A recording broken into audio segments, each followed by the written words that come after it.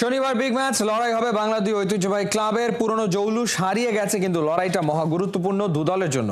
খেলা হবে মিরপুরের হোম অফ ক্রিকেটে। জিম্বাবুয়ের বিপক্ষে সিরিজের আগে এই ম্যাচকে জাতীয় দলের ক্রিকেটারদের জন্য গুরুত্বপূর্ণ মনে করছেন ক্যাপ্টেন শান্ত। নাইয়ান বিন জসিমের রিপোর্ট।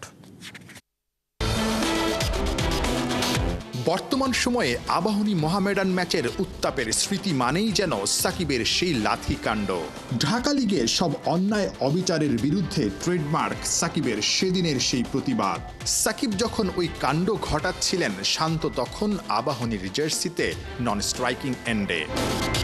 আবারও সেই আবাহনী মোহামেডান ম্যাচ, ঘুরে ফিরে সেই স্মৃতিটাই কি বারবার সামনে আসছে আবাহনী ক্যাপ্টেনের? এটা তো আসলে সেরা ঘটনা না, এটা একটা এ ধরনের জিনিস না হয় ভালো, বাট আসলে এটা সেরা ঘটনা বলবো না। আমার মনে হয় যে ম্যাচটা ভালোভাবে হয়, প্রতি বছরই কম্পিটিটিভ খেলা হয় আমার যতটুকু মনে পড়ে। সো কালকেও আশা করবো যে এরকম একটা কম্পিটিটিভ গেম হোক। নামেই শুধু বিগ ম্যাচ, ফুরিয়ে গেছে হাই ভোল্টেজ ম্যাচের ভোল্টেজ। বহু আগে পুরনো জৌলুসটাও হারিয়েছে। ঢাকার ক্রিকেটে আবাহনী মোহামেডান এখন শুধুই ঐতিহ্য আর মর্যাদার লড়াইয়ে রূপ নিয়েছে। চলতি লিগে চিরপ্রতিদ্বন্দ্বী দুই ক্লাব এখন শীর্ষ দুইয়ে। আবাহনী টপে, মোহামেডানকে হারালেই তাই শিরোপার সমীকরণ একদম সহজ হয়ে যাবে আকাশী নীলদের জন্যে। আর আবাহনীকে হারালে মোহামেডান শিরোপা রেসে টিকে থাকবে। আশা তো থাকে যে উত্তেজনাটা থাকুক, বাট হ্যাঁ সত্য, আগের মতো ওইরকম উত্তেজনা নাই। আগের মতো মাঠে হয়তো আবাহনী মোহামেডানের খেলা দর্শক দেখতেও আসে না। বাট আমি যখন শুরু করেছিলাম 2015-16 দিকে, তখনও দেখতাম যে গ্যালারিতে কিছু মানুষ আসতেন। সো ওই জিনিসটা কমার কারণ আমার কাছে আসলে এই উত্তরটা নাই। বাট আমার মনে হয় যে স্টিল আবাহনী মোহামেডান যখন খেলা হয় ওরকম এক্সাইটমেন্ট তো থাকে প্লেয়ারদের মধ্যে। প্লেয়াররা এক্সাইটেড যেমন থাকে, আমার মনে হয় দর্শকরাও থাকে। বাট খেলা কিন্তু ভালো কম্পিটিটিভ গেম হয়। সো আমি আশা করবো যে দর্শকরা আগে যেভাবে আসতেন ওইভাবে এই ম্যাচটা আসবেন এবং প্লেয়ারদের সাপোর্ট করবেন। বিগ ম্যাচের আগে দুই দলের দুই টেস্ট ক্রিকেটার মুমিনুল হক আর মাহিদুল অঙ্কনের আড্ডা। প্রস্তুতি সাদা বলের হলেও মাথায় ঘুরছে টেস্ট ফরম্যাটটা।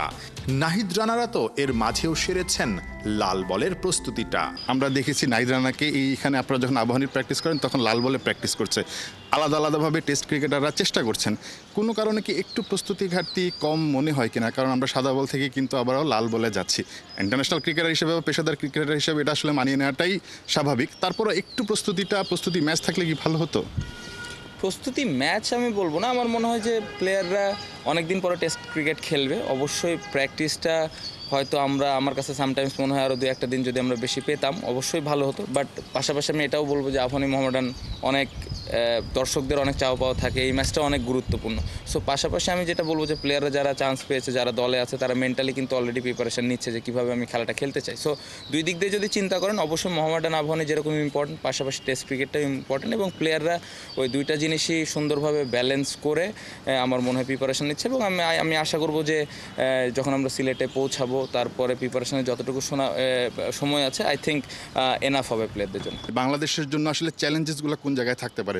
যদিও জিম্বাবুয়ে আসলে সেভাবে আমরা হয়তো বা আমাদের থেকে একটু পিছিয়ে পড়াও দলই ভাবি, চ্যালেঞ্জেসগুলো কোন জায়গায় তারপরও আপনার কাছে?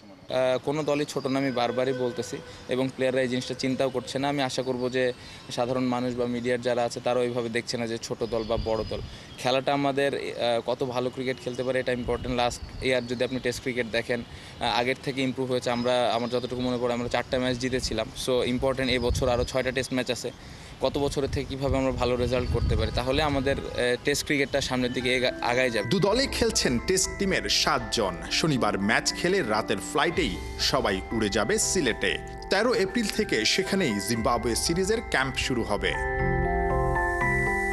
নাহিয়ান বিন জসিম, 71।